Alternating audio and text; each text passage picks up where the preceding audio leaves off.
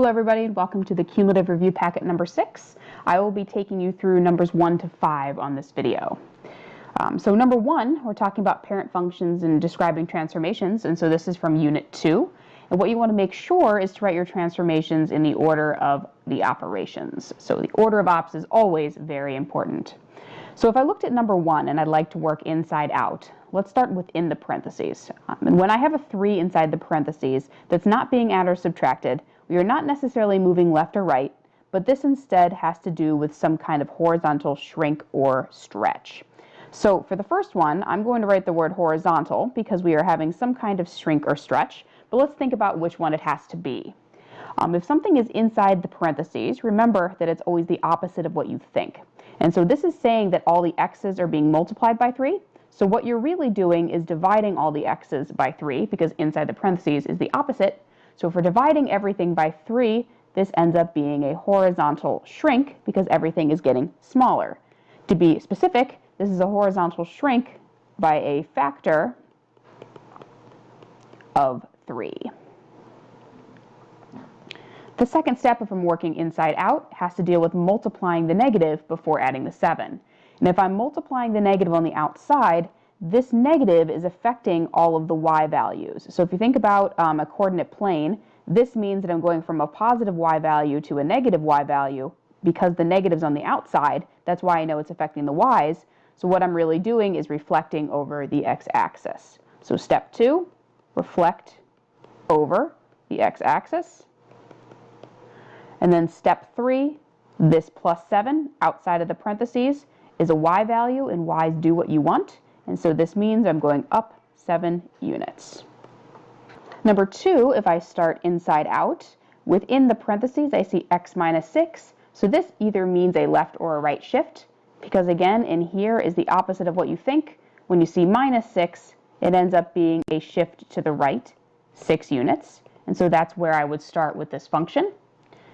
Then, the second step, inside out, has to deal with this 1/4. The 1/4 is on the outside of the parentheses, so again it is affecting the y value. So number 1 was a horizontal shrink because the 3 was on the inside of the parentheses. This time we're dealing with a vertical something. And if you think about what this means, you're really multiplying all the y values by 1/4. Now the reason I know I'm multiplying is because again, the 1/4 is multiplying this parenthesis and the y values do what you expect.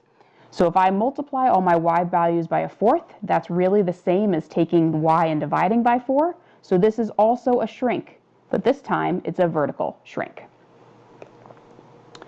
Step 3, the minus 8 affects the y values because they're outside of the parentheses. So this means I'm going down 8 units. Number 2, find the arc length given the radius is 12 inches and the central angle is 70 degrees. So as soon as I see the phrase arc length, this has to do right away with radians. Because the definition of a radian is that the angle theta is equal to the arc length divided by the radius. And so what I need to do right away is change or convert 70 degrees to be in terms of radians. So I'm going to multiply 70 degrees times pi over 180. And if I do that, that's really 70 pi over 180. The zeros cross out. So 70 degrees in radians is 7 pi over 18. So now what I can do is come over here and replace theta with 7 pi over 18 equals the arc length s divided by the radius 12. And when I have a fraction equal to a fraction, I can cross multiply. And so if I do that, I would get the equation 18s equals 12 times 7 pi, which is 84 pi. I divide both sides by 18, and I get that my arc length is 84 pi over 18, which reduces to be 14 pi over 3 if I divide both of them by 6. So my final answer is 14 pi over 3 inches. Number 3, multi-step question, all have to do with these functions. So the first one, part A, is asking you to take the g function and subtract the f function. So before I deal with the 2, let me write that out. So I'm taking my g function, 6x squared, and I am subtracting all of the f function, 4x minus 3. So before I plug the 2 in for x, I'm going to simplify this a bit. So this is really 6x squared minus 4x, negative times negative is a plus 3. Now the function is telling me that every time I see an x, I'm going to plug in a 2. So this becomes 6 times 2 squared minus 4 times 2 plus 3. So if I follow the order of operations, I have to use the exponent before I multiply by 6. This is really 6 times 4 minus 8 plus 3, which is really 24 minus 8 plus 3, 16 plus 3, or a final answer of 19. Part B is asking me to take the g function and multiply it by the h function, and this time I'm only plugging in x, not a number. So this really means g of x times h of x. So, kind of like this one really meant g of 2 minus f of 2. So g of x is really 6x squared, and I'm multiplying that by h of x, which is 1 over 5x. If I have a fraction times a fraction, we can multiply straight across and get 6x squared over 5x, and think about if we can reduce that anymore. Well, if you think back to your exponent rules from your algebra days, if I have 2 x's on top and 1 on bottom, I have 1 x left over on the top. So my answer would be 6x over 5. Part C is a composition of functions, so we are first going to be taking negative 3 and plugging that into the g function, and then eventually that answer into f. So the g function is 6x squared, so really it's 6 times negative 3 squared. If I simplify that answer, that's really 6 times negative 3 squared. We'd have to do this first because of the order of operations. So that's really 6 times 9. So we really have f of 54. Now the answer is not 54. Now we need to take 54 and plug it into the f function, which is 4x minus 3. So it's really 4 times 54 minus 3. And if I do that, I would get 4 times 54 first minus 3. My answer would be 213. Part D is asking you to take the g function and divide that by the f function, and we're just plugging in x this time. So if I take the g function, that is 6x squared, divided by the f function, which is 4x minus 3.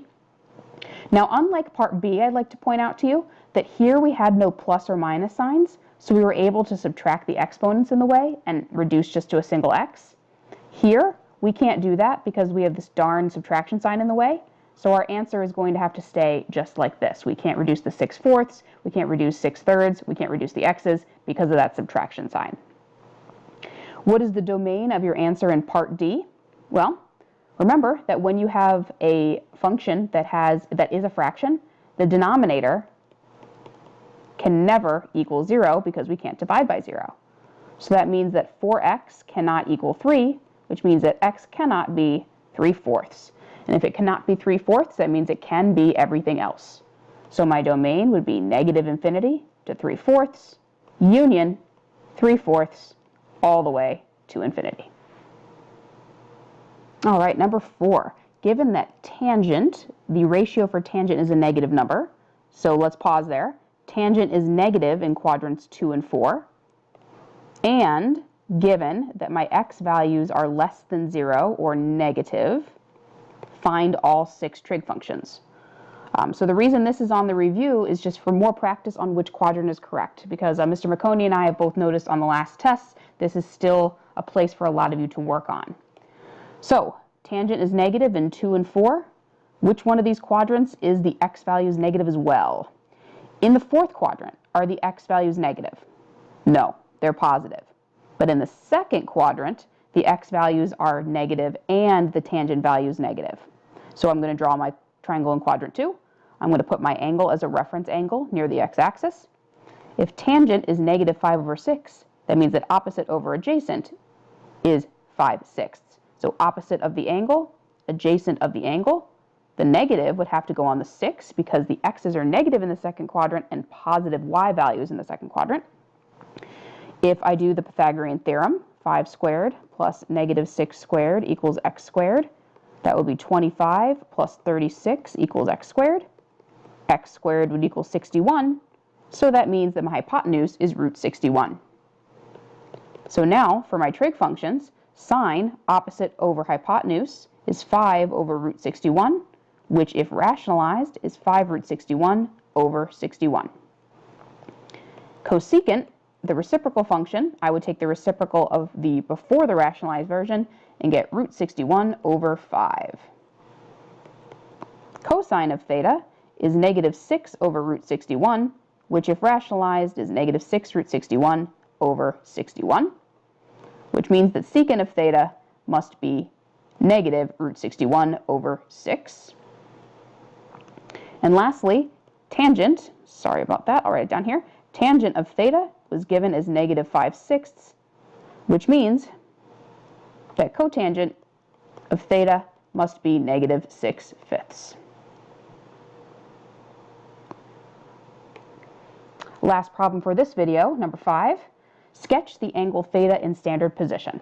So let's start there. If I would like to graph 7 pi over 12, this is in radians.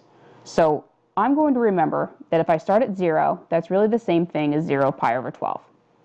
And if I go over here, this is really pi, but pi with a denominator of 12 is really 12 pi over 12. And this is the halfway mark.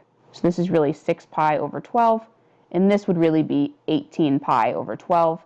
And if I went all the way around and really ended up with 2 pi, that would be 24 pi over 12.